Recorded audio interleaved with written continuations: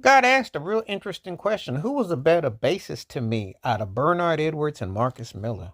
Oh man, this is a heavyweight and this is very compelling. Big fan of both of them for different ways. Bass player is gonna get in on it. Bernard Edwards, with him and Nile Rodgers and Tony Thompson's drum licks, the rhythm section of Cheek, well, you always knew that sound, that groove.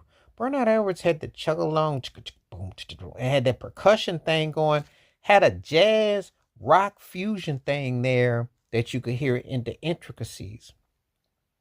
But the rhythm was so polished and so smooth that it could work for Roxy music.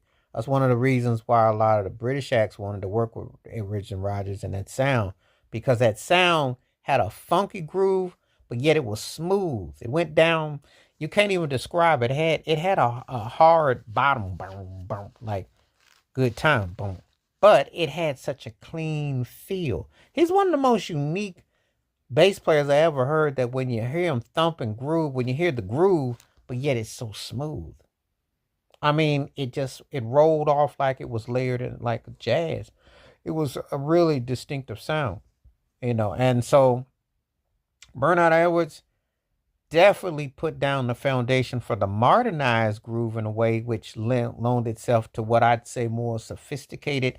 He took on because if you listen to Chic sound, it wouldn't have sound out of place with Cab Calloway and a swing groove, but yet modernized where it could loan itself to early hip hop records and things of that nature. So it was a balance. You heard a Fourier where it was but it had an edge, but yet it was smooth.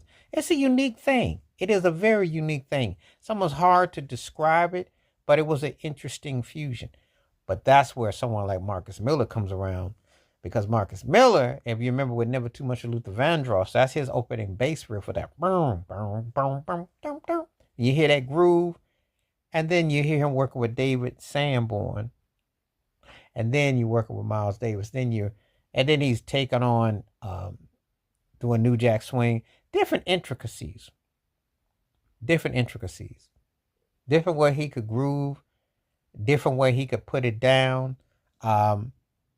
He and of course, let's not forget, I mean, you're working with Luther Vandross, you're working with a whole lot of people, very talented cat, very versatile. So what it comes down to is like, if I'm going by the iconic, the big iconic, the with the catalog of what who hit you like that, Bernard Edwards is gonna win that argument, because come on now, the Chic songs and the Diana Ross and all that, and the Sister Sledge, all that. Come on now, those are timeless.